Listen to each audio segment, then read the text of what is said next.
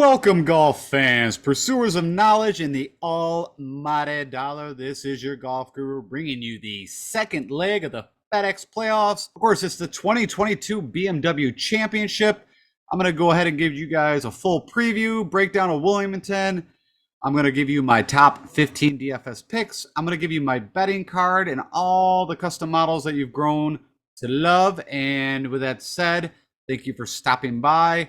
Give me about 30 minutes. I've got a bit to go over, but I wanted to get this show out there. It's going to be my last one for at least this season. And then we'll see how the fall kind of goes and what I think makes sense.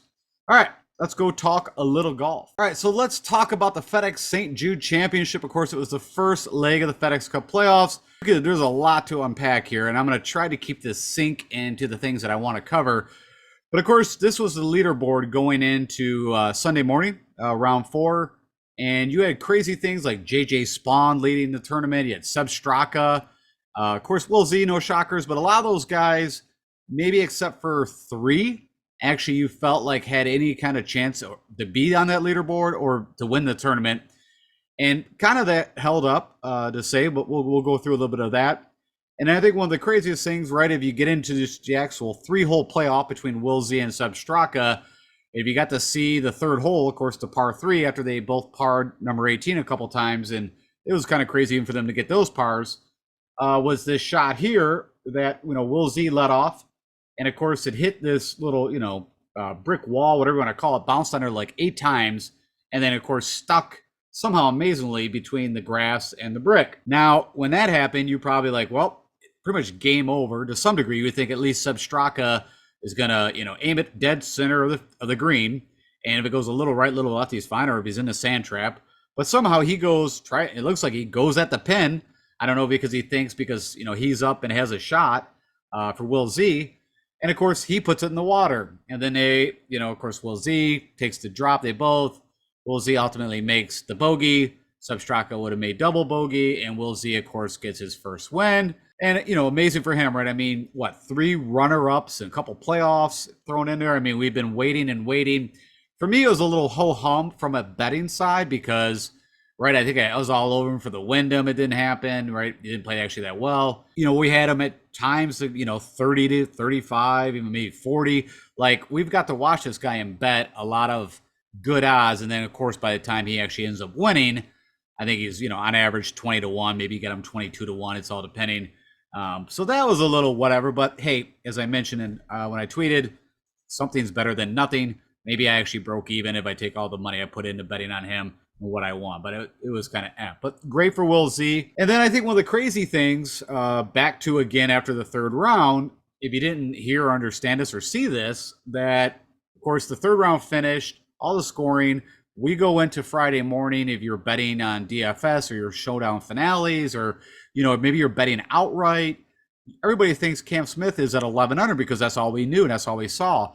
Well, they actually tee off and things start going, and then Cam comes to the course and they pull him aside, and some Yahoo that's on the rules whatever committee is watching coverage later that night, like recorded coverage, and sees that on number 4, the par 3, Cam actually lands, hits this bank, goes into the water. He takes his drop. Somehow the ball rolls back to like this, the hazard line, but it's touching it or even on it. And somehow Will Z and his caddy don't know that you cannot hit that ball from there. He needed to redrop, and if it rolled back down there, he could have placed it by hand. Long story short, they tell him, hey, we got to assess you 2 strokes. Now he's actually starting at 9 under, which is a huge effect on all that from a fantasy side, from a betting side. So I've never seen nothing like it as far as I'm concerned. Once everybody signs their card and you literally, everybody knows going into the final round where they sit. I mean, really, did it matter if that ball would have been moved an inch forward or a quarter inch forward, like whatever it was? I think he ended up making his bogey either way. Instead of a bogey, he ended up a triple. And that's crazy. So, and then what I also thought was kind of interesting for me was I wanted to look at these guys that were at the top of the leaderboard going in and just what happened, because of course JJ Spawn was leading the tournament. He shoots 8 over, and you can see he lost strokes. This is just looking at Sunday, the 4th round. He bled strokes everywhere. You had Hayden Buckley, who was at 9 under, I believe, and lost also 8 strokes. Same thing. I mean, they almost look exactly. You had Tyler Duncan, who was 9 under, lost 3 strokes. You had Troy Merritt again, who also I think he was at 9 or 10, lost some strokes. You can see, all this red.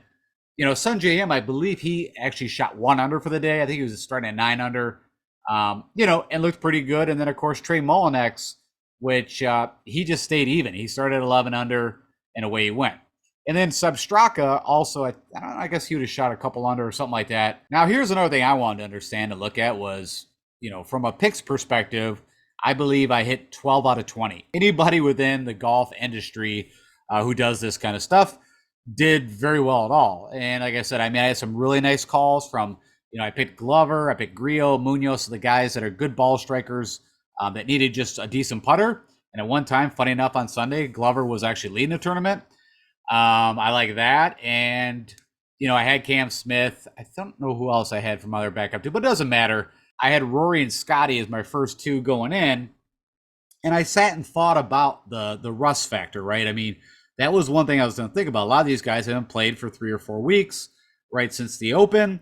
But I'm like, well, if you do that, almost all these guys, except, Tony Finau and Xander, maybe Patrick Cantlay, I don't remember exactly his schedule, but a lot of these guys, you wouldn't be able to play. So you wouldn't be playing anybody from the 10s or 9s. So, you kind of got to go with, hey, hopefully these guys. But it didn't help when I heard Rory's presser say I took a couple weeks off. I didn't touch a club. And then for a week, I kind of started warming up. And you can see, for him to lose 2.5 strokes off the tee pretty much and lost with the putter again. And then Scotty just couldn't putt. He lost 4 strokes with the putter. And a lot of those guys were complaining that they just couldn't figure out these greens. John Rahm was one of you were watching where he kind of just belted out that I cannot figure out these greens. And he was super frustrated, but he struck the ball maybe as good or, awesome, but just couldn't do anything with the putter. And then Cameron Young, another one that was actually one of the best ball strikers, but lost almost 6 strokes to the putter. So if you were trying to figure out what happened to all the expensive guys that you were picking, you can get a good understanding where like Cantlay came in Sunday, lost 2 strokes. You had, JT, I think he made most of that up on the weekend. Rahm made most of that on the weekend. Jordan Spieth was a disaster. He went back to like 2019 Jordan Spieth. But you also want to look at this for picking for the BMW. This might give you some thoughts, or at least, you have the information here. All right. Last thing I'll touch about is what I kept hearing yesterday on, the news and even PGA channel and XM Sirius was, hey, Will Z now is leading the FedEx. He's number 1 ranked. That is not correct. Cameron Young is actually the number 1 on the FedEx list. I just want to make that, very clear, because I think even in his presser, they said, oh, how does it feel that you're now ahead of Scotty Scheffler and, you guys are good friends and blah, blah, blah. Well, that's not the fact. So, and then also, if you're curious how much Cameron Young has made this year, almost 6.4 million. So pretty good. Oh, and then the last thing I'll say just dawned on me, Cam Smith, if you don't know, has withdrawn for the BMW Championship. And, on one side, for me, in my mind, I'm thinking, oh, maybe this is because of that crappy ruling. He's already supposedly has 1 foot in the live event, or, moving to the live tour. Was this kind of the straw that broke the camel's back? His agent came out and stated that, he's had hip issues that he's been dealing with for the past couple months. He wants to take a breather, even, because he's not going to move a whole lot in the FedEx Cup standings. But what's kind of interesting is he just had a few weeks off. Like, I don't know. I think that'd be enough rest, but who knows? So Cam Smith's not playing this event. And then I think Hideki, last I saw, because there's only 68 guys. We'll talk about that when we get into the course breakdown and all that. And with that said, let's do that. So kind of put away the FedEx St. Jude. It was interesting. It was a crazy, interesting, tournament to watch, and was, had a lot of drama at the end. So no problems with it. I just kind of wish we could have got Will Z at a better number, but it is what it is. All right, so we are heading over to Wilmington, Delaware. They are going to be playing a course called the Wilmington Country Club. They have a north and a south course. It's kind of a mix hybrid that they're putting together for this. The PGA Tour has never played here. It's an old school course. I think it actually originally, I was reading, I think it opened in the 1900s with, someone plowed 9 holes. But actually became a real golf course in 1959, was designed by Robert Trent Jones. And then it had, I think it was a crazy tornadoes that came through there. Maybe it was hurricanes, I don't remember. That took out, not too much like kind of like RBC Heritage, where it took out, I think, 250 trees, which kind of changed this course a bit. Also, that gave them the ability to lengthen some of the holes, knowing that, this event was coming. So they had a renovation done in 2021 by an Andrew Green, whoever that is.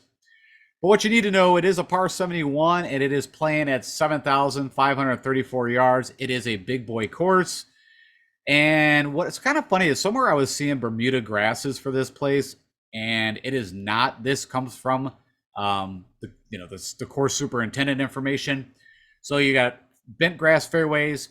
You got this 4-inch fescue bluegrass, so that's going to be very interesting. But typically coming out of that stuff's a little easier than Bermuda. And then for greens, you got this Thai bent grass. So that's what I'm going with. That's the information I got this morning off the superintendent sheets. So that's what you need to also focus on. I mentioned the player field is actually not 70. It's going to be 68 players. At least that's the latest thing from the PGA. And I believe, of course, Cam Smith is one of the guys that are out. And I believe the other one's Hideki.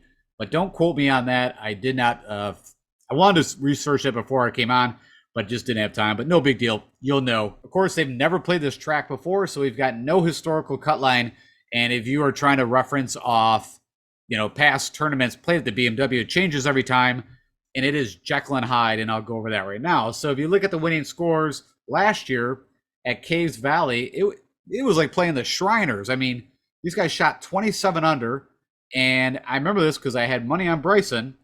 And, of course, he lost in a playoff to Cantlay. And this is what really kind of put me on a bit of a not so happy with Mr. Can't Lose, Cantlay, was I also lost the money. I had Morikawa in the Memorial playoff. So it felt like it was like back-to-back that happened. And then, the year before that, they played Olympic Fields, which is a tough track. And Rahm and DJ going to a playoff. And that's at 4 under. That's a 23-stroke difference at the same event. But that I want to show you that is Jekyll and Hyde of what it's not like they try to keep consistency of where they put this thing. And then the year prior to that at Medina, you had JT shoot 25 under to win, and then 22. So again, with crazy high scores, then low. I guess you could reverse that, but they blew away the course. It was a very tough battle. I think there was only 5 guys at Olympic Fields that shot under. So I want to say that again. So you had 5 guys that actually shot under. So it was like a major for sure. Now, on to more about the course. So some of the largest greens probably, I would say, either bigger or close to a Kapalua. I don't remember off the top of my head Kapalua, but I know they're huge. So the greens here, you should not have any problems hitting greens at 8,100 square feet on average. You got a ton of sand. They actually added 8 sand bunkers in that reno, so you got 91 sand bunkers. You have 4 water hazards, and actually 4 holes water does come into play. Of course, you can see one right here. Typically, they put it around the green. They're running at 12.5 is what the superintendent sheet said on the stent meter. What does that mean? They're fast and should, depending on weather, get faster as the weekend goes. And then I wanted to put acres of fairway up because this is one time, again, where we can use this. And what does this mean?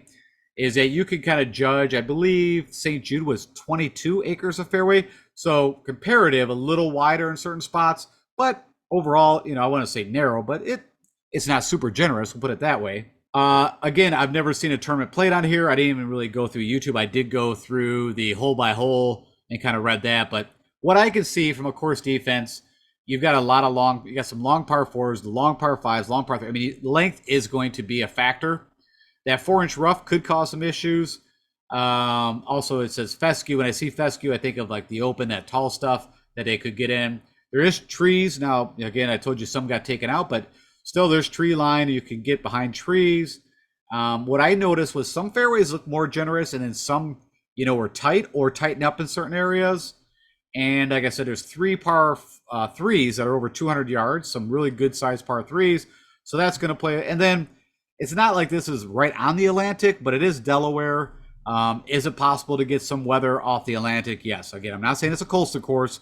I'm saying it's close to.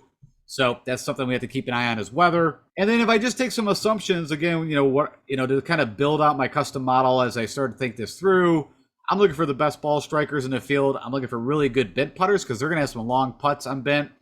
I want guys that have length, also hopefully hitting fairways, but, length and off the tee. I want guys that are good on the long par 3s. And, overall, like I said, because I think a lot of pro shots are going to come around 175, 200. We'll go into all that. And then the more I looked at this course, I think it is almost a spitting image, in my perception, to Quail Hollow, where they played at Wells Fargo. Now this year, right, they played it somewhere else because of the President's Cup coming up. If you just start looking at this thing, Quail Hollow is a par 71. It's 7,521 yards, almost identical on yardage. They're both par 71s. They both have water that come into play on 4 holes, and the greens there are 6,600 square feet, which are over, larger than average on the PGA Tour. So the only thing that's different is that Wells Fargo is actually Bermuda greens. So, but everything else, I really like it from a comp course perspective. And because this is a unique situation where we have no data whatsoever to go off at how guys have done at this course in the past, but we can look at other courses, and I'm going to be leveraging, tell you up front, pretty heavily comparable courses, and we'll go over those in a bit. All right, this isn't the greatest map, but this is what the PGA is giving out. But what I would recommend, if you go to your PGA app, click on the course, and then you can go hole by hole and kind of read if you want, what's going on here. There's nothing crazy. What I kind of noticed in the beginning was a lot of dogleg rights, but then I started to look on the way back or some dogleg left. So I don't really see anything unique. I mean, what it reminds me of, and I can go back to the comp courses, is like a Riviera, Torrey Pines, where they play the big boy courses. This thing fits right in there. And that's what we're going to be looking at. Now to share with you, this will probably give you the most help. This is the actual scorecard that I pulled this morning from the PGA. And we can kind of walk through this real quick. So first hole, nothing crazy. 437 yards for a par 4, nothing they can't handle. They'll have like 130 in. Here's a 206 par 3. And then this par 5, I do believe they lengthened, if I remember correctly. It was actually shorter in this, but because of the trees that got taken out, I think they were able to lengthen number 3. But out of the par 5s, this is the easiest one. And then you got this, 413, nothing, to worry about. Then all of a sudden you get a 495, then another kind of easy par 4. So I would say what I noticed is I think the front is actually a little easier than the back, but there is 2 par 5s in the back. You got another over 200 yard par 3, and then they put these 2 big boy par 4s, almost 500 each. So that's something I'm going to be, again, we'll put in the model. Then to kind of kick it off again, I mean, nothing too crazy on 10 and 11. And then here's the first par 5 on the back is 634. And then looks like, and again, I don't know this, but it looks like the easiest par 3 at 170, but I don't know what, the water and whatever's going around there. Then you got another huge, 650 yard par 5. Then you got a 230 yard par 3. Then a break on 16. It looks like a birdie opportunity, maybe even 17. And then 18 is up to about 450. So again, if I had to just kind of, figure out where the birdies are going to be, I think number 1, I'd think number 4, also the par 3. So I think, that's probably your 3 birdie opportunities on the front. And typically it's 3 and 3. And then again, 10 and 11, I can get 1 there. One of these par 5s you should birdie no matter, just all depending on your length. But again, I don't think, the way these guys hit it 350, that will chomp that down pretty good. You're not going to be hitting it in too often. 16 looks very, 16, 17 look like opportunities too. So that's kind of how to see. I don't really see anything from, who you'd want to play to get that birdie streak bonus of, taking guys off the 10th as in like a wraparound. But I mean, I guess there's a possibility if you looked at 17, 18, and 1, but we just don't know enough of what those holes look like. And, typically 18 is a pretty tough finishing hole for most courses. All right. So when I went through to build my custom model, how was I ranking skill set? And again, with just the knowledge I have and looking at this course and be able to reference it off other courses, number 1, ball striking. You've got a lot of long approach shots that are going to be coming in, and we need guys good off the tee. So there's off the tee, which of course takes in distance plus fairways. Approach is always key, but you can see that's actually my 3rd area. But weighting will probably be pretty equal to the other top 2. I'm going to be focused heavily on the putting and the bent greens. What I'm seeing from practice depends. I'm putting the 150, 175 and the 175 to 200. Not too off from what the St. Jude was. And then I mentioned those long par 3s, 200 to 225. There's 3 of them. We got there's 3 par 5s, but you got 2 between 6 and 650. Gonna plug that in. Also, when you have these size of greens, I want to see the guys that putt really well outside of 25 feet, and hence like a Will Z, a really good lag putter. And then also 3 putt avoidance. So you can see I don't have anything on there for birdies, bogey, bogey. I think this is going to be a tournament, again, weather permitting, that they probably shoot somewhere around 13 to 15 under is where am I mentally gauging where this could come in. So we'll see. We'll see how it all fares out from there. All right. So with all that said, as always, I put together a custom model for you guys using that information we just discussed. And you'll see here what I'm actually going with on recent form is the past 6 tournaments or 24 rounds of golf. And you can see my weightings right here below, but of course, ball striking at 15, off to tee at 20, approach at 20, putting at 10. Then we got another putting at 5. You got the proxes, so, getting back to the irons. And then I actually put putting and avoidance. So really I'm focused almost 20% of the model on putting, but a lot of the others at the ball striking side. And then you got the par 3s, par 5. So you can kind of see how I went ahead and did this. I've got no filters turned on as always. All we want to know is who's playing the best golf under these categories right now. And no shocker, of course, Tony Finau with back-to-back wins also had a great showing at the FedEx St. Jude. Of course, Rory been playing great golf, but did have a bit of a struggle, a little bit of rust. Hopefully he gets that kicked off. Aaron Wise playing good golf. Steele's been, a ball striking master, just cannot putt. Of course, Will Z been playing great golf and just got his first one on PGA Tour. You got JT, Sun JM, who had a shot at the Wyndham.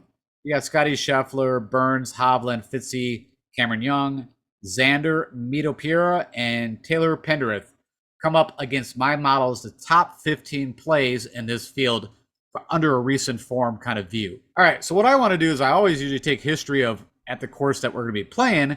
We don't have that. So what I wanted to do, and I did it for myself, you can take this or leave it, but I wanted to know against Quail Hollow how these guys done. And I'm looking at the past 3 tournaments that have played there. Now you got to remember, I believe there was a PGA Championship also held there, plus a couple, of course, events for the Wells Fargo. And if you remember right, Killer Keith Mitchell, kind of almost, gave Rory, a bit of a challenge at the last Wells Fargo, which was 2 years ago now. But you can see, I think it's kind of interesting is, Killer Keith, JT, Rory, Aaron Wise, Joaquin Niemann, Hideki, which is showing up here. I need to confirm if he's actually going to be in the field or not. You got Victor Hovland, Shane Lowry, Ches Reavie, which that's an interesting one. Keegan, JJ Spawn, Homa, Steele, List, and Griot. I like a lot of these guys, not all of them, but I do like a lot of these guys, and you'll see that in my picks. And then if you want to know who's some of the best ball strikers lately, again, no filters, just looking at the last 6 tournaments that these guys have played in. And just under the ball striking, top 15 ball strikers in this field, Tony, Steele, Rory, Young, M, Will Z, Pura, Russ Henley, funny enough, Luke List, Scheffler, Connors, Wise, Morikawa, Taylor Pendrith, and Stallings. I will note that Taylor Pendrith, right, a lot of his data is coming back early year or, of course, the recent couple tournaments he's played. At least we've seen some recent tournaments, right? Also had a shot to win the Rocket Mortgage in Detroit. And I was interested who puts the best on bent. This is looking at the last 24 rounds or 6 tournaments on bent greens. And if you guys remember right, we've had a ton of bent greens. Recently we've had a Bermuda. We had 2 Bermudas, at least 1 Bermuda recently. But before that, everything was bent. So this is all pretty up-to-date information. Patrick Cantlay, no shocker, right? He broke the stroke gain category for putting last year. Actually, I think it was at this event, against Bryson on bent greens, and I think it was he gained like 15 strokes with the putter. Never seen anything like it. You got Seabez, you got Rory, Noren, which that's kind of shocking. Seamus Power, Homa, McNeely, Burns, Pendrith, Bradley, McCarthy, Mitchell, Clark, Hibbert, and Rahm. That is your best putters on bent if you look at the last 6 tournaments they played bent. All right, so I mentioned that I'm going to be heavily weighting comp courses, at least because, right, all these guys have been playing good golf. They wouldn't, there's some little outliers here or there, but if you take, let's say 60 out of the 70 or 60 out of the 68, they all have been playing pretty good golf to make it this far. So for me to kind of like start diving in on the guys that I want to play, I want to see over the history who handles these big boy courses well. And of course, that would be Quail. It'd be Jack's Place at Murfield. You got Torrey Pines, and then you got Riviera. Kind of the 4 main pillars of the PGA Tour that is not, I call them like the mini majors, if you want to say. Like in the new purses that come up, these all would be worth more money than this year. And with that said, I think this is a really good list. And my top 15 is not exactly this, but not too far off. So you got John Rahm, who, of course, loves the Farmers, won the, U.S. Open there, 2 years ago now? Victor Hovland's done well on all these tracks. He's never won at any of these, but, of course, has done well. You got Finau, who's had some runners up at the Genesis. I believe I played him there as one and done, and he totally missed the cut recently. Joaquin Niemann, right? He just won the Farmers. It was I'd take that back. Sorry. The Genesis at Riviera. Will Z, he had a playoff at the Farmers, Morikawa. I mean, he's done well at Murfield Village. I don't really see him a good fit for these, to be honest. I mean, I'm not saying he could be bad, but he was also one of my picks who did make a comeback and played very well. Of course, Victor Hovland was another one at the St. Jude. Max Homa writes, won the Wells Fargo. Has he won it back to back? Was that? Yeah, but that doesn't count, right? Because one was at Quail Hollow and one was at that PTC Potomac, whatever the hell, Avondale Farms. Of course, Rory loves it at Quail, so you can already imagine he's one of my favorites. You got Fitzy, Luke Liss, who won the Farmers this year. You got Patrick Cantlay, who has won at Murfield and done amazing at Jack's Place. You got Killer Keith, I already mentioned his nice run at Quail Hollow. Scotty Scheffler, of course, plays pretty well wherever he plays. And then Cameron Young, who also competed to win the Genesis with Joaquin Niemann, has done well on most of these tracks. Also, he's not played them as much, but as you see, he's at 14 rounds. He's the only guy that comes up with this good of scoring with only 14 rounds played on these comparable courses. All right, so now with all that said, I'm going to give you my betting card, and this is it. This is all the bets I'm doing, and they're already in. And I don't know the right off the top of my head, but I believe Rory's 10-1, I think. But I mean, right when I started doing the analysis and checking this course out, all I could see was Quail Hollow. And when I think of Quail Hollow, I think of Rory. Even though, he didn't have the best outing, do not let that hold you back. I think Rory's a great bet. Aaron Wise, I think he's like 60-1. I like him. Cameron Young, just a side note, my uncle has been asking me to bet this guy like every tournament. And I told him I didn't put any money on him for the St. Jude. I said, that's just not the course for Cameron Young. Even though Will Z, which I think they're pretty comparable on how they play the game, actually won it. But for whatever reason, I just did not see that as a good Cam Young fit. The putter is what let him down. But I think this course is an amazing fit. Of course, Taylor Pendrith's got that elite skill off the tee. Also can get hot with the putter. Irons could be a little iffy. Luke Liss, right? I mean, he's been kind of trash since he won the Farmers. But I mean, the guy has an elite skill set of ball striking. One of the better drivers, one of the better iron players. Just could be terrible at the putter. But we see when the putter flips, he wins the Farmers. Scott Stallings, right? I mean, he's just been playing amazing golf and not a bad, if I remember right, on a couple of those courses, not too bad of a track record. I do feel like he made also at the Quail that I'm thinking of 2 years ago, where the Wells Fargo was right up there on the leaderboard. I don't know if he fell apart on Sunday, but he was right there. I remember. I just don't know which way it went at the end for him. But he's got crazy distance, crazy irons, and if the putter goes, that guy could do for 6,600. I like. Well, actually, I think he's 101 to bet. I forgot we're doing betting right now. Killer Keith, I already mentioned a lot about him. I think again he's somewhere around 60 to 100. Joaquin Niemann, I think somewhere around 35 to 40 to 1. I bet him. John Rahm, this is the hard part, right? And we noticed this even with the St. Jude. Like they're taking all the top guys in pretty much 1 to 14, at least on DraftKings. I even check points bet. You're not getting anything better on either of them. They all just don't want you to really bet the guys above that could win. Trey Mullinax, I think he's 150 to 1, and right, he won the Barbasol? Yeah, Reeve won the Barracuda. Trey Mullinax just won his first one on tour, and then has been playing great golf. And right had a chance to also just win the first event. So, I think you're getting him at like 150 to 1. And then Wyndham Clark also had a nice showing at the FedEx St. Jude. And he has that's, kind of the same skill set I look at Taylor Pendrith. Very elite off the tee. Irons can be very bad, but the putter could be very good. So for them guys, they need to kind of get the irons working halfway decent and watch out. All right, so that's my betting card. If you're interested on tailing any of those bets, please do. And then last but not least, I want to share this, I'm not doing my typical show for you guys, or I'm not going to do 20 picks when I got 70 guys. I just wanted to get this out for you, but I'm going to give you my picks. You got them right here. You can screenshot this, whatever. Don't sleep on Rory. I'm telling you right now, I'm going back to the well. I picked him last week. It did not work out, but I'm going right back there. And you're going to notice I've got 3 of the high guys, but you're also going to notice I got a ton in the lower. For whatever reason, the mid-tierish, when I say mid, I'm talking like 8s and 9s. I didn't find a lot of guys I liked. So this is where I'm going to build my teams off this 15-player pool. So you got Rory. I think Rahm is just ready to crack through. The putter just, it's been holding him back all year. He struggled on those greens. Was it the greens or was it just what he's been doing with the putter? I still like him. I mean, this course should fit him perfect. Will Z literally could go back-to-back. I did not bet him, but if you wanted to bet Will Z, I would have no issues. I think, again, he's 14 to 1 or whatever. But this sets up perfect for him. And we've seen a lot of back-to-backs recently, so would not shock me one iota if Will Z went out and won this thing. Scotty Scheffler looked for a great comeback again. Elite on everything he does and should handle this at 9,800. I think he's a pretty good bargain compared to these guys.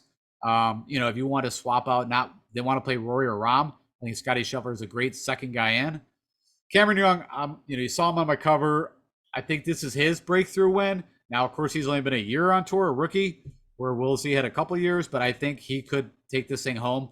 And I'm also super excited, if you're curious from a one and done, the best guy I got these two guys left right here, Joaquin Niemann and Cameron Young.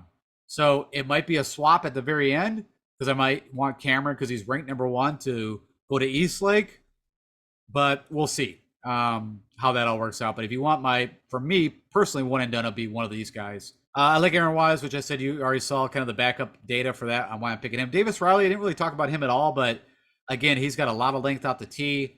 We know he can get pretty hot with the putter. The irons could be good. 7,500, I think it's a good bet. Killer Keith could be a little bit of a sleeper. You got Pendrith at 7,400 again. And then, of course, my buddy Grillo. Been playing good golf. I mean, I think he led, was that after day 2 or day 1? He was up there on the leaderboard. He got like the 9 or 10 under and then fell back a little bit. But no problems going back to Grillo. Elite ball striker. Scott Stallings, already talked about why I like him. Wyndham Clark, same thing.